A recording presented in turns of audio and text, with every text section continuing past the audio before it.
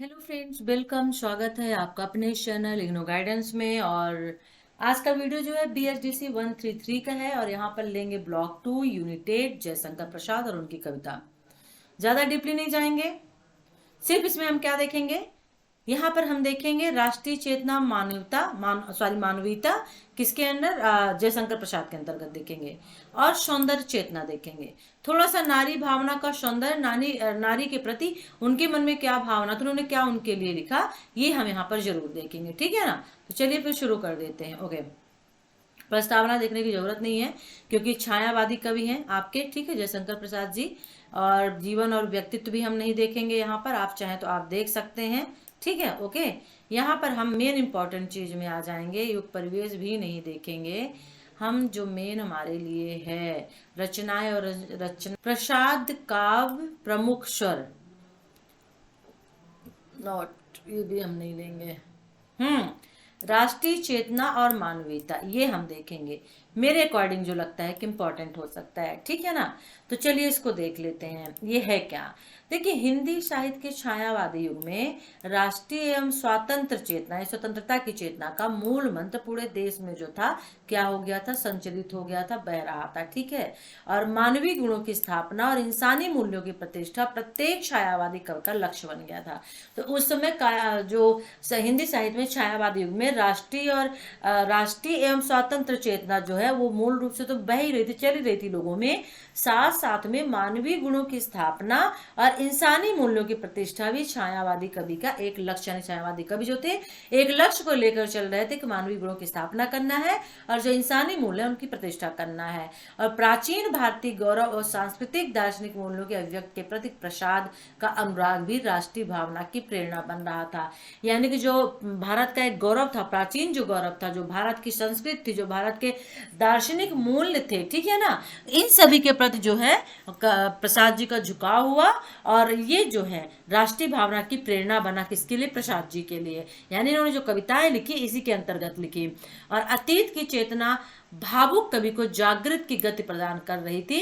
यानी कि अतीत यानी जो पुरानी चेतना थी, पुरानी चेतना का मतलब पहले के टाइम की जो चेतना थी वो कवि के हृदय को जगा रही थी। और युगीन परिवेश इनके गीतों में मूल्यों की शक्ति जुटाता रहा। और जो उस समय का परिवेश था, जो अतीत की चेतना थी, अतीत की चीजें थी, स्वतंत्रता संग्राम की मतलब उसके पहले की, तो वो उनको क्या कर रही थी, उनको जागृत कर रही थी, उनको जगा रही थी। उनका जो हृदय था वो बहुत भावुक, बहुत कोमल बन रहा था। और जो उस समय के युगीन परिवेश, उस समय का वातावरण था, क्योंकि अंग्रेजों का शासन था, ठीक है ना, स्वतंत्रता आंदोलन वगैरह चल रहे थे, लोग जो है बहुत सारे संघर्ष कर रहे थे आजादी को पाने के लिए। तो ये सभी जो है इनके गीतों में देखने को मिलते हैं। गीतों में मूल्यों की शक्ति, यानी गीत लिखने की शक्ति इनको इन्हीं चीजें से, युगीन परिवेश और अतीत की चेतना से मिलती थी। तो त्याग, एकता और आत्म बलिदान की भावनाएं ही नहीं, शक्ति, संगठन और शौर्य का गान भी आह्वान देने लगा। यानी कि यहाँ पे सिर्फ त्याग, एकता और बलिदान ही बस काफी नहीं था, यहाँ पे शक्ति, संगठन और शौर्य, यानी कि भारत देश के बारे में ओजपूर्ण गाने लिखने की बात यहाँ पे उठने लगी, बुलाने लगा। और चंद्रगुप्त नाटक में अलका नागरिकों को युद्ध के लिए प्रोत्साहित करते हुए राष्ट्रीय चेतना का संचार करती है। तो ये देखिएगा उनका है, जयशंकर प्रसाद का है। ठीक है, तो आप यहाँ पे लिख दीजिएगा आह्वान करने लगा तक। ठीक है, ओके।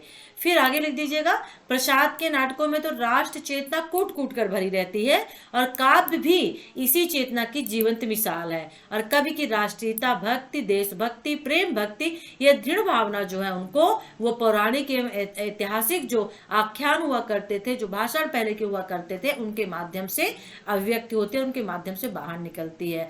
विदेशियों की पराजय, देश के प्रति उल्लास, श्रद्धा, समर्पण, बलिदान की जो भावना है वो कई काव्यों में उनके कई काव्यों में देखने को मिलते हैं। और निराशा में आशा, विजय वर्ग का मार्ग प्रशस्त करना, कवि के कुछ भाव हैं जो उन्होंने लिखे हैं, जैसे रस तरंगिणी में। ठीक है, जीवन तलवार को जीवन साथी बताया है रस तरंगिणी में। ठीक है ना। तो यह वह भारत है जहां योद्धा वीर लड़ना और मिटना जानते हैं, शस्त्र हो तो कोई बात नहीं, ना हो तो निश्चिंत है, तो भी वो निश्चिंत रहते हैं कि हम लड़ लेंगे। वे हाथ और वज्र शरीर को ही शस्त्र, यानी कठोर जो शरीर उनका होता है, उसी को पत्थर की तरह शरीर होता है, उसी को वो क्या करते हैं, शस्त्र बना लेते हैं। ठीक है, और हथेली पर वो प्राण लिए घूमते रहते हैं। ये राष्ट्रीय चेतना मानवता में आपको लिखना है। ठीक है। और प्रसाद जी ने भारतीय जनता के हृदय में राष्ट्रीयता की भावना को जगाया है और जगाकर अत्याचारी कांग्रेसी जो शासक थे, देशद्रोहियों के प्रति खुलकर विद्रोह करने की सीख भी उन्होंने दी। ठीक है, और इतना ही नहीं, सिर्फ उन्होंने विद्रोह करने की सीख नहीं दी, मनुष्यता और मानवता का भी पाठ पढ़ाया कि आपको सिर्फ विद्रोह ही बस नहीं करना है कि आपको विद्रोह करना है, अत्याचार जो कर रहे थे हमारे ऊपर उनको भगाना है, आपको मनुष्यता और पाठ को यानी ध्यान में रख कर ये काम करना है और नैतिक और आदर्श मूल्यों की प्रतिष्ठा भी आपको करनी है। तो कवि की निजी दृष्टि पर मानवीय बोध और इस बोध का जो स्वर होता है, आर्द्र यानी कि नरम जो स्वर होता है, वो जीवन के शाश्वत उपादानों के ऊपर सजग करता है, जीवन को एक नया राह दिखाता है। मानव को सर्वोपरि बनाने वाले इस महाकवि ने मनु को अपने इसी आदर्श मानस का प्रतीक बनाया और उन्हें आंतरिक भावनाओं में समाज की सीमाओं को रूपांतरित किया। ठीक है, तो आप यहाँ तक भी इसको लिख देंगे तो कोई बात नहीं। ठीक है, ये यहाँ तक लिख दीजिए। तो ये था आपका हमारा जो हमने पढ़ा राष्ट्रीय चेतना और मानवीयता।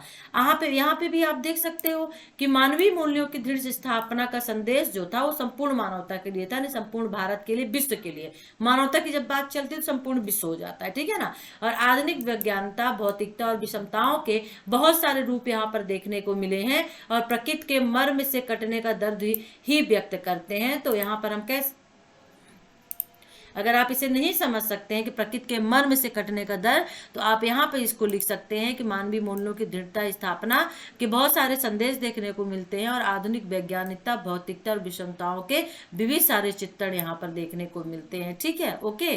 और दूसरों को हंसते देख सदैव प्रसन्न रहने की सीख देने वाली श्रद्धा समरसता का मार्ग प्रशस्त करती। देखिए ये जो चीजें हैं मैं बता दूं, जैसे ये मैं बीच बीच में आपको पढ़ के बता रही हूँ ना, तो ये इनकी लिखी हुई श्रद्धा, इनकी लिखी हुई कविताएं, काव्य होते हैं। ठीक है ना, और इनके माध्यम में जो ये लिखी हुई होती हैं और उनमें क्या चल रहा होता है, किसके माध्यम से लिखी गई कविता होती है, क्या उद्देश्य होता है उस काव्य का, वो बताया जाता है। तो ये श्रद्धा काव्य हो गया और इसमें ये लिखा हुआ श्रद्धा का अकाव्य हो गया।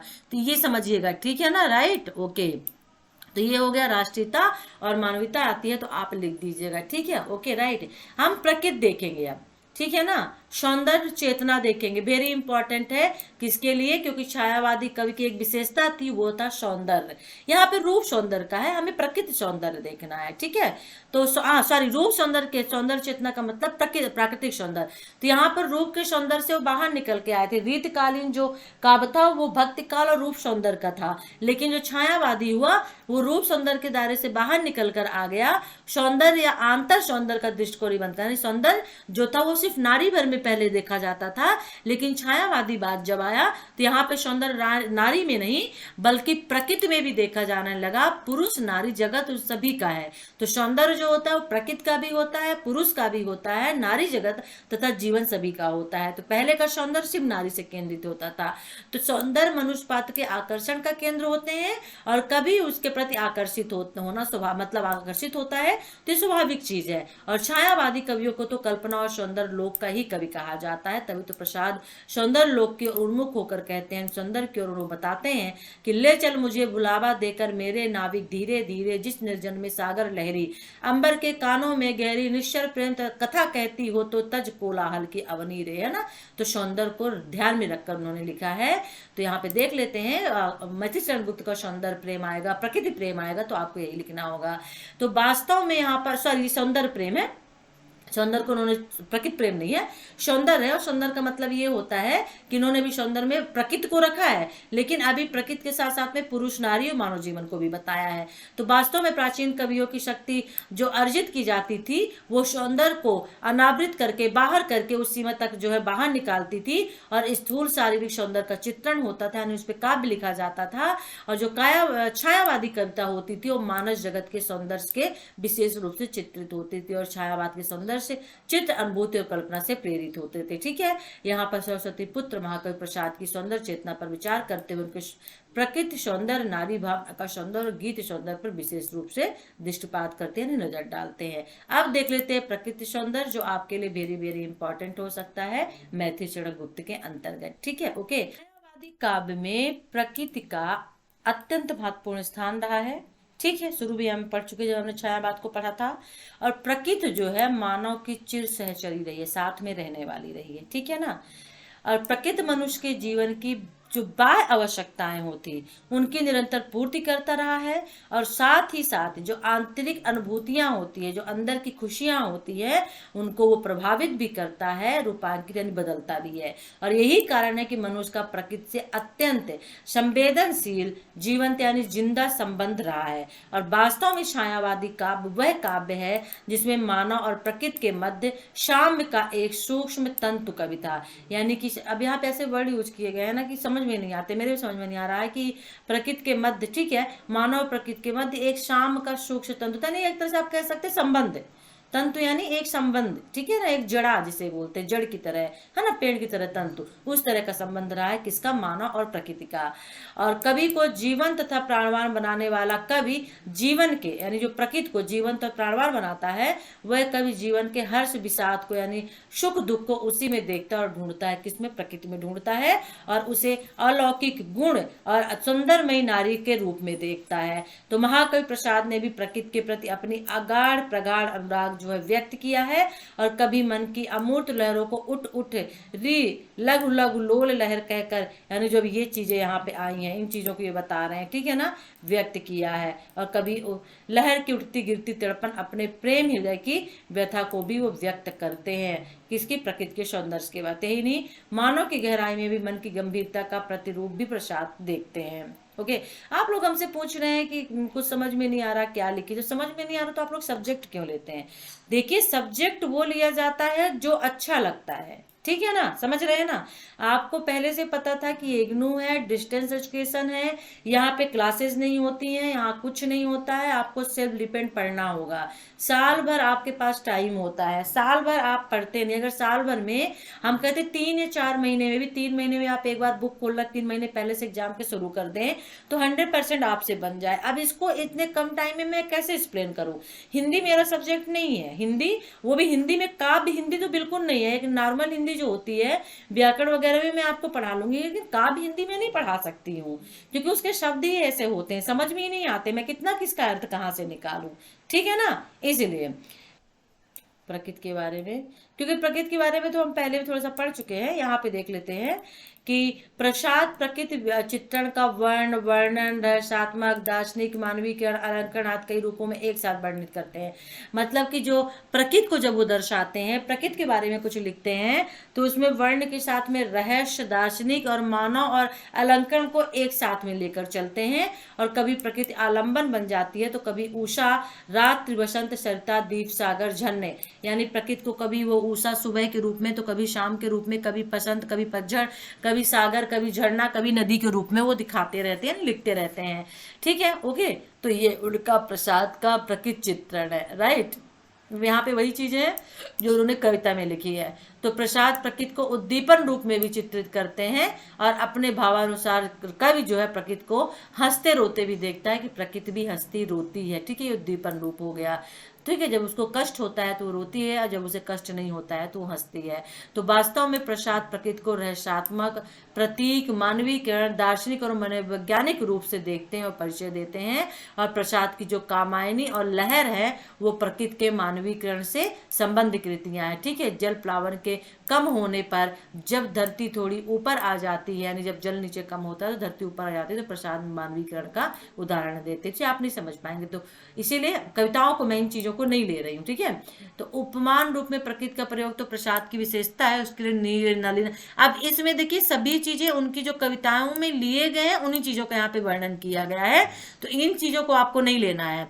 ऊपर जितना हमने बताया उतना ले लीजिए, फिर हम कह सकते हैं कि प्रसाद का काव्य प्रकृतिमय है और विभिन्न रूपों में प्रकृति इसके काव्य को अनुरंजित करती है, सजाती है, ठीक है। और प्रसाद के काव्य की शोभा का वृद्ध मुख्य कारण जो है प्रकृति के ऊपर ही है। ओके, फिर नारी का सौंदर्य, हम नारी का सौंदर्य तो नहीं लेंगे, लेकिन नारी का एक कुछ था इसमें, देखिए, क्योंकि आंतरिक नारी के उन्होंने आंतरिक सौंदर्य की बात की है, और उसके हृदय की सुकुमारता, दयाशीलता, क्षमाशीलता, ममता आदि गुण पर स्वयं को निछावर कर देने के उससे बताया है। कहा कि नारी सिर्फ जो है विलासिता के लिए, भोग के लिए नहीं है, सिर्फ उसके सुंदरता के बखान के लिए नहीं है, नारी के और भी बहुत सारे गुण है। उसके हृदय की सुकुमारता, कोमल हृदय, दयाशीलता, दया उसमें होती है, क्षमा करने की शीलता उसमें होती है, ममता उसमें होता है, ये सभी गुण होते हैं, और जो अपने आप को नारी के ऊपर न्यौछावर करने के लिए तैयार होते हैं। क्वेश्चन नारी से आ सकता है, ठीक है ना, वेरी इंपॉर्टेंट है।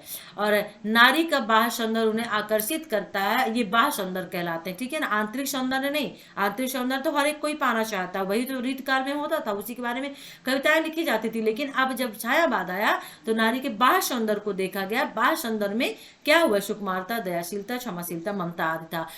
और तो आकर्षित करता है और उसकी आंतरिक दीप्ति व प्रभाव आकर्षक को अलौकिक बना देता है। तो नारी का जो बाह्य सौंदर्य होता है वो किन्हें, प्रसाद जी को अपनी ओर आकर्षित करता है। जो नारी के एक अंदर की आत्मा होती है, अंदर का दीप्त होता है, जो अंदर में एक दिया जलता है और जो आकर्षण होता है उसके प्रभाव का, वो और उसे अलौकिक बना देता है, अद्वितीय बना देता है। तो नारी ने इस युग के कवि को अपनी बहुविध शक्तियों से इतना अभिभूत कर दिया, इतना मतलब भर दिया है कि वह उनमें दिव्य और अनित्य सौंदर्य को देखने लगे हैं। और निराला के तुलसीदास में ऐसी ही नारी जहां उनका तेजस्वी प्रोज्वल रूप दिखता है। प्रसाद की नारी के उर में उषा का आवाज देखते हैं, उनके प्रभाव में चांदनी की शीतलता देखते हैं, ठीक है।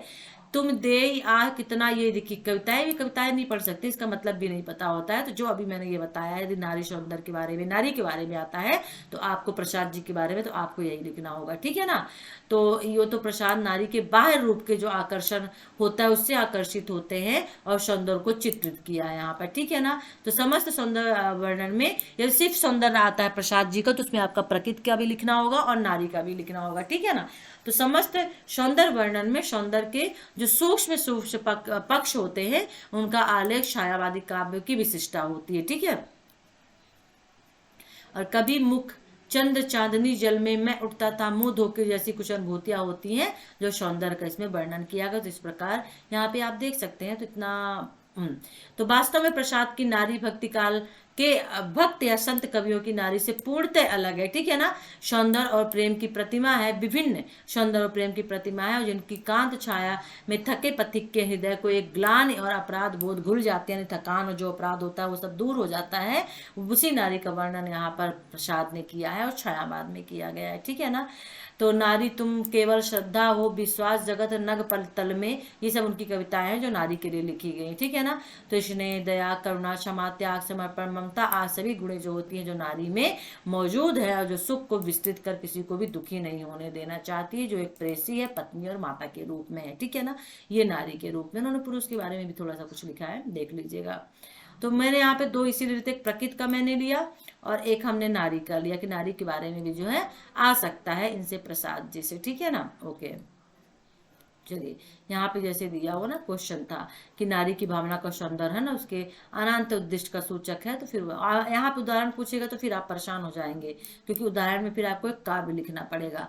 प्रसाद का काव्य शिल्प विधान क्या है, तो इसे देख लें या रहने देते हैं। भाषा सौंदर्य तो हम देख ही चुके हैं, सब में जनरली यही चीज है। चलिए, उसमें हमें दो ही क्वेश्चन लेना था, ठीक है ना। एक क्वेश्चन क्या लेना था, प्रकृति, और दूसरा नारी का लेना था। और क्या इसमें कुछ है क्वेश्चन? आई थिंक सब इसमें क्वेश्चन नहीं है, ठीक है। मूल्यांकन यानी प्रसाद का प्रदेय, ये देख लीजिए। प्रसाद का प्रदेय का मतलब मूल्यांकन जो होता है, ठीक है ना, वो थोड़ा सा देख लीजिए, हो सकता है पूछ ले। तो मूल्यांकन वही होगा जो हम शुरू से अभी तक पढ़ के आए हैं, ठीक है ना। यानी प्रसाद ने अपने जीवन अनुभव को, अध्ययन को, जीवन अनुभव तथा अध्ययन को काव्य के माध्यम से प्रस्तुत किया है। जो जीवन उन्होंने कुछ सीखा, देखा, और कल्पना, अनुभूत, इतिहास, संस्कृत, प्रेम, सौंदर्य सभी को उन्होंने उसमें शामिल किया, किसमें, काव्य में शामिल किया है। और कामायनी में मानव जात के उत्थान और आनंद शिखर की यात्रा का वर्णन करते हैं। आंसू में प्रसाद व्यक्तिगत प्रेम भावना को एक व्यापक धरातल पर विश्व के रूप में करना को क्या करते हैं, निकालते हैं। और लहर में बौद्ध धर्म से प्रभावित युग चेतना का सफलतम अभिव्यक्ति करते हैं, गीतों का सृजन करते हैं। जीवन को दृढ़ता से अपनी भावना में समन्वित कर अनेक समस्याओं का समाधान खोजने वाले इस महाकवि ने मानवता के कल्याण का पथ प्रशस्त किया है। तो मानवता का कल्याण यानी मानवता, राष्ट्रीयता जो है वेरी इंपॉर्टेंट आपके लिए हो सकता है। बौद्धिकता, भौतिकवाद, विज्ञानवाद की अक्षित्रस्ती सभी चीजें इसमें देखने को आपको मिलेंगी। उससे देख लीजिए, ज्यादा नहीं है, थोड़ा सही है। और इस काल में महाकवि की देन भारतीय साहित्य के नहीं समग्र विश्व के लिए भी प्रेरणा बनती है। और महाकवि प्रसाद छायावाद के प्रवर्तक की नहीं विश्व साहित्य सृजन के पूर्ण पथ को प्रशस्त करने वाले अप्रतिम द्वितीय और अलौकिक प्रतिभा के विश्व कवि बन जाते हैं, ठीक है। ओके, तो ये हमने प्रदेय यानी कि मूल्यांकन देखा। मूल्यांकन नहीं, प्रदेय के नाम से क्वेश्चन पूछा जाता है। नेक्स्ट जो है वो है हमारा सूर्यकांत त्रिपाठी निराला और उनकी कविता। इसमें निराला की अंतर वस्तु देख लेंगे, ठीक है ना। अंतर वस्तु तो बस इसमें है ही है। तो चलिए देख लेते हैं निराला जी के अंतर वस्तु, इसको भी इसी में ले लेते हैं और इस यूनिट को हम क्या कर देते हैं, यहाँ पे हम इसको फिनिश कर देते हैं। ठीक है, ओके। तो इनकी अंतर वस्तु देख लेते हैं। निराला जी की बहुत सारी इसमें अंतर वस्तु में दिया हुआ है। हाँ ये देखिए, ये आ गया अंतर वस्तु, ठीक है ना। तो के अंतर वस्तु का मतलब होता है किसी एक काव्य, किसी एक कविता, पद्य, गद्य जो भी आप लिख रहे हैं उसके अंदर क्या लिखा जा रहा है, क्या एक उद्देश्य उसका होता है। ठीक है, चलिए देख लेते हैं। सबसे पहले काव्य संवेदना, ठीक है, यानी कि निराला के समग्र काव्य के अंतर वस्तु का परिचय प्राप्त करने के उनके काव्य के निम्न चरणों को ध्यान में रखना होगा। काव्य के चरण से राष्ट्रीयता की भावना, तो पहले काव्य संवेदना ले लेते हैं। काव्य संवेदना को देखते हैं क्या है, फिर इसके चरण हैं, ठीक है ना। तो यहाँ पे देख लेते हैं कि निराला के समान ही जो निराला का काव्य लोक है वो निराला के समान ही विराट और महान है, यानी विस्तृत है। और निराला के पास महाकवि की यह सूक्ष्म दृष्टि थी, जिसने अपने आसपास के जीवन को बड़ी गहराई से देखा और काव्य में छायावादी युग के अंतर वस्तु के वो सभी तत्व मिलते हैं। और साथ ही जो निराला है वो प्रगतिवादी विचारों की गहरी छाप उन पे मिलती है, लेकिन निराला अपने सारे वादों की सीमा को पार करते चले गए और उनकी काव्य संवेदना के लिए सारे सीमित वाद छोटे हो गए। ठीक है, तो यहाँ पर हम देख सकते हैं कि निराला काव्य में संवेदन के मुख्य स्वर निम्न प्रकार से देख सकते हैं। पहला राष्ट्रीयता की भावना, हम पहले भी देख चुके हैं तो इसको नहीं पढ़ेंगे, इसके अंदर क्या लिखना है आपको पता है, ठीक है ना। कि निराला नवजागरण काल के कवि हैं, राष्ट्र को पराधीनता से, है ना, गुलामी से, बंधन से मुक्ति देखने की लालसा उनके मन में थी और उस काल के सभी कवियों के मुख्य विषय रहा है राष्ट्रीयता की भावना छायावाद के। तो निराला काव्य में राष्ट्रीय भावना का धरातल जो है और ज्यादा बड़ा करना चाहते हैं और निराला ने असंख्य गीतों में भारत के गौरव के गान, माँ भारती का गान, सभी चीजें उन्होंने यहाँ पे लिखी हैं। और भारतीय जनमानस में उद्बोध का संचार करते हुए निराला ने तुलसीदास में जागरण का संदेश दिया है। ठीक है, जागो जागो आया प्रभात, बीती वह बीती अंधरात, इस तरह से। ठीक है, तो कवि आत्म बलिदान है तो माँ भारती के चरणों में भावपूर्ण समर्पण करते हैं। ठीक है, तो पहले हमने राष्ट्रीयता देख लिया। फिर अद्वैत भावना, यानी कि राष्ट्रीयता के अतिरिक्त अद्वैत एक तत्व होता है, वो भी यहाँ पे काव्य के अंतर वस्तु में पाया गया है। मतलब निराला के जीवन पर यहाँ पे राम के अद्वैत बात का मतलब भक्ति भावना से संबंधित है। तो राम कृष्ण परमहंस विवेकानंद के विचार का बहुत गहरा प्रभाव पड़ा था, ठीक है ना। और उन्होंने अनामिका, गीतिका, अर्चना आदि में निराला की अद्वैत भावना को देखा जा सकता है। ठीक है, ओके। करुणा एवं पीड़ा, तो निराला की काव्य में पीड़ा एवं करुणा की गहराई भी देखने को मिलती है और यहाँ पर कवि की संवेदना का विस्तार स्वर से लेकर जगती है और विभिन्न बदलती हुई स्थितियों तक पहुंचती है। ठीक है, यानी कि सभी तरह की जो करुणा पीड़ा होती है उन सभी में एक निराला जी का छाप दिखता है।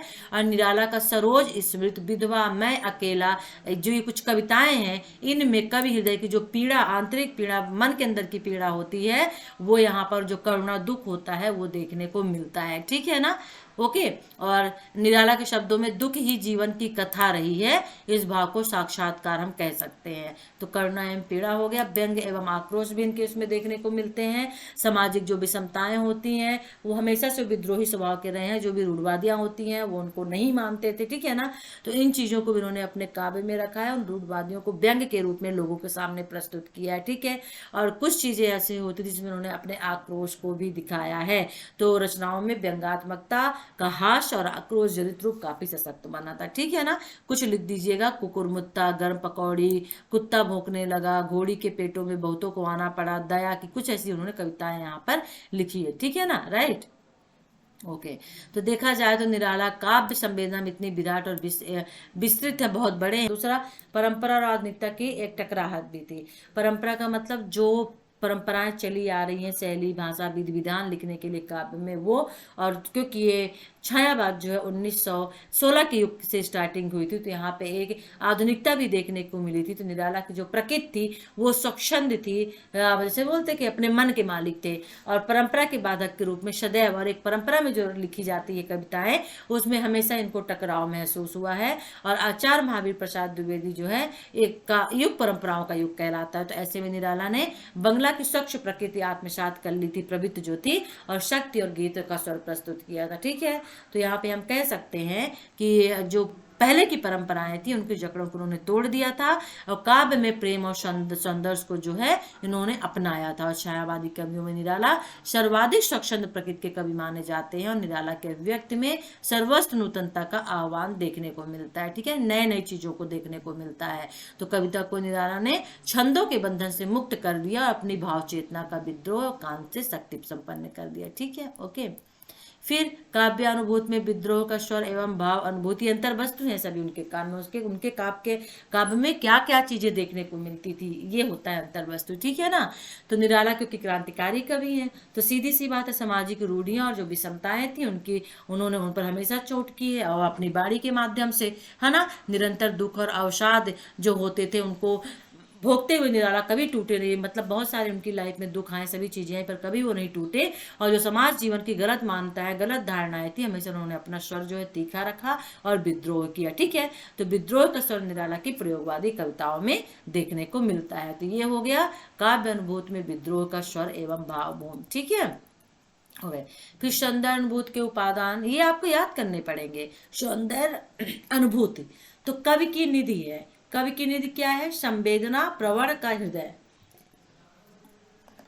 और जिसमें बहुत सारी भावनाएं जो होती हैं, यानी कि कवि का निधि का मतलब कि हृदय में बहुत सारी भावनाएं होती हैं, एक विशाल सागर की तरह होती हैं और वो उसके अंदर रहता है। ठीक है, रखता है। तो विश्व के विस्तृत साम्राज्य में कवि अपने सौंदर्य अनुभूति को ही देखता है और सौंदर्य अनुभूति के हिसाब से ही वो लिखता है और सौंदर्य अनुभूति कवि की दृष्टि और हृदय में रहती है। तो क्षण क्षण नई चीजें जो वो देखता है वही ग्रहण करता है और वही अपने कलम के माध्यम से सौंदर्य को लिख देता है। ठीक है, सौंदर्य अनुभूति के उपादान हो गए। ओके। फिर कवि निराला के पास सूक्ष्म अनुभूति से छोड़ दीजिए आप, क्योंकि फिर यहाँ पे आपको हाँ ये लिख सकते हैं कि नारी सौंदर्य का चित्रण सभी छायावादी कवियों के काव्य का अभिन्न अंग रहा है। प्रकृति सौंदर्य रहा है तो नारी सौंदर्य का चित्रण भी रहा है। ठीक है, और निराला नारी सौंदर्य का अंकन करते हुए नीचे लिखते हैं जो लाइन दी हुई। ठीक है ना। तो कवि की दृष्टि केवल कोमल और बाह्य सौंदर्य को ही नहीं देखती, वह उस नारी में भी सौंदर्य की छवि ढूंढती है। ठीक है, जो मेहनत कश है। ओके, जैसे पत्थर तोड़ने वाली महिला के रूप में उन्होंने एक नारी के सौंदर्य को देखा था। ठीक है, तो सौंदर्य अनुभूति के संबंध कवि को मार्मिक दृश्य है जो असुंदर को भी सुंदर बना देती है। ठीक है, और कठोर और भयानक में भी सुंदरता की झलक वहां पे निकलती है। Right, okay. प्रयोग और प्रगति भी इसमें है। तो निराला काव्य का अध्ययन करने से स्पष्ट हो जाता है कि किसी एक युग के बाद के कवि नहीं है, और सार्वभौम कवि है, सभी काल के कवि हैं, सभी जगह पाए जाने वाले कवि हैं। और इसीलिए इस जगत में निराला का आगमन छायावादी युग से माना जाता है, किंतु उनका जो व्यक्तित्व इतना विशाल है कि बाद के बंधन में कभी भी वो सीमित नहीं रहे। छायावाद, हरिश्चंद्रवाद, द्विवेदीवाद युग, जो छायावाद, इनमें कभी भी नहीं रहे, है ना। प्रयोगवाद, छायावादवाद, इस तरह जो बात चले हैं। और निराला काव्य में हमेशा जहाँ छायावादी काव्य की सौंदर्य अनुभूति उन्होंने रखी है, वहीं पे प्रकृति, प्रेम, सौंदर्य, रहस्यवादी भावना, राष्ट्रीयता, मानवीकरण, मानवतावाद सभी को देखने को मिलती है। ठीक है, ये सभी चीजें उनके उसमें कविता में देखने को मिलती है। और निराला की मानता है कि कवि की मुक्ति के समान काव्य की मुक्ति भी होनी चाहिए, और इसलिए उन्होंने कविता को स्वच्छंद छंद से सजाया है। ठीक है, ओके, राइट।